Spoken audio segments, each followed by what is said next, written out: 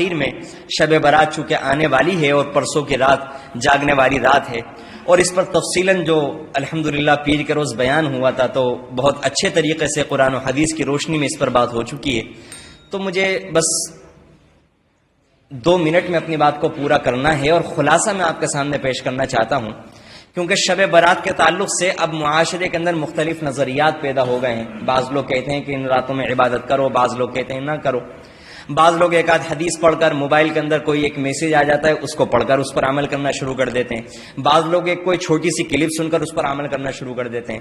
تو میں آپ کے سامنے بیان کرنا چاہتا ہوں کہ اس رات میں 4 کام کرنے کے ہیں اور وہ حدیث سے ثابت ہے۔ مفتی تقی عثمانی صاحب دامت برکاتہم جو پوری دنیا کے مانے ہوئے عالم ہیں، وہ فرماتے ہیں کہ 17 صحابہ کرام سے حدیث ثابت ہے کہ انہوں نے شب برات کی فضیلت کے تعلق سے بیان کیا ہے اور اللہ کے نبی صلی اللہ علیہ وسلم کی حدیث بیان کی ہے۔ اس کے بعد وہ فرماتے ہیں کہ اتنی بڑی تعداد کے موجود ہوتے ہوئے یہ بات کہنا کہ شب برات کی کوئی فضیلت موجود نہیں ہے، یہ کہیں سے کہیں تک بات صحیح نہیں ہے۔ اور استاد محترم سابق شیخ الحدیث دارالعلوم دیوبند حضرت اقدس مفتی سعید صاحب پالن پوری رحمۃ اللہ علیہ انہوں نے بھی لکھا ہے کہ حدیث سے یہ پتہ چلتا ہے کہ اس شب برات میں 4 کام کرنے کے ہیں۔ پہلا کام یہ ہے کہ اس رات میں انفرادی طور سے اپنے گھروں کے اندر عبادت کی جائے۔ عبادت کی مختلف قسمیں، نفل نماز پڑھنا یہ بھی عبادت،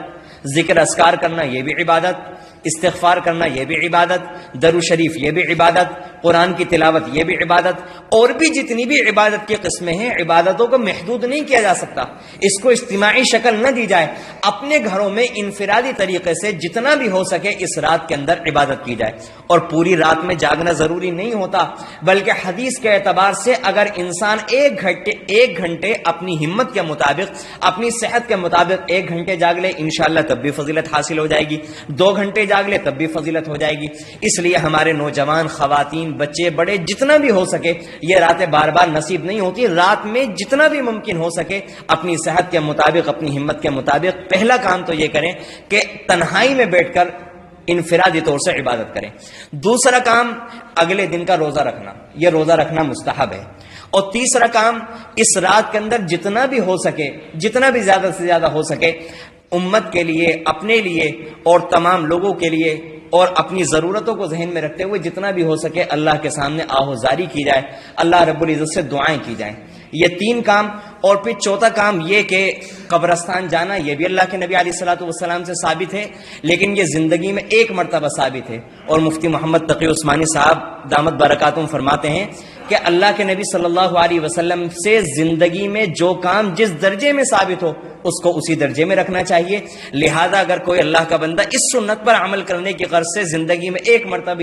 مرتبہ بھی چلا گیا تو اس نے اس سنت پر عمل کر لیا۔ اب اگر اس کو اپنے اعزاء و اقرباء کی یاد آتی ہے تو وہ اپنے گھر سے ایصال ثواب کرے۔ یہ چند کام ہیں جو احادیث سے ثابت ہیں، اور یہ جو لوگ کہتے ہیں کہ یہ ضعیف احادیث سے ثابت ہیں، ہم بھی کہتے ہیں ٹھیک ہے ضعیف احادیث سے ثابت ہیں، تو ضعیف احادیث کا مقام وہ نہیں ہوتا جو موضوع احادیث کا ہوتا ہے۔ اور یہ اصول ہے کہ ضعیف احادیث پر اس وقت عمل نہیں کیا جاتا جب ضعیف کی مخالفت صحیح حدیث کرے،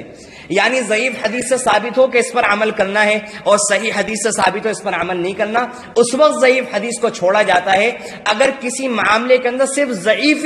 حدیث موجود ہو اور صحیح حدیث موجود نہ ہو تو اس وقت ضعیف حدیث پر عمل کیا جاتا ہے۔ اور یہ تنہا مسئلہ نہیں ہے، بہت سارے مسائل ہیں کہ جس میں صحیح حدیث موجود نہیں ہے، صرف ضعیف احادیث کی بنیاد پر اس چیز کی فضیلت کو مانا جاتا ہے اور اس پر عمل کیا جاتا ہے۔ میں ایک مثال دے کر اپنی بات کو پورا کرتا ہوں۔ صلاۃ التسبیح کے بارے میں 11 حدیثیں موجود ہیں اور 11 کی 11 ضعیف احادیث ہیں، اور امت کا تواتر کے ساتھ اس پر عمل ہے، اس کی فضیلت مسلم ہے اور صلاۃ التسبیح کی نماز کو پڑھا جاتا ہے۔ اسی طرح ان باتوں کے اوپر بالکل دھیان نہ دیں، انفرادی طور پر اپنی خوب عبادت کریں، اگلے دن کا اللہ رب العزت جس کو روزے کی توفیق دے وہ روزہ بھی رکھے، خوب دعاؤں کا اہتمام کریں۔ اس کے علاوہ چوتھا کام اس رات میں کرنے کا یہ ہے کہ اگر کسی انسان کا کسی کے ساتھ کوئی مسئلہ ہو، دلی کوئی رنجش ہو، آپس میں رشتہ تعلق ختم کیا ہوا ہو، تو احادیث سے پتہ چلتا ہے کہ اس رات میں اپنے تعلقات استوار کرنے چاہیے اور اپنے دلوں کو صاف کرنا چاہیے۔ اللہ رب العزت ان باتوں پر ہمیں عمل کرنے کی توفیق نصیب فرمائے۔ اللہ رب العزت ہمیں شب برات کی حقیقت نصیب فرمائے۔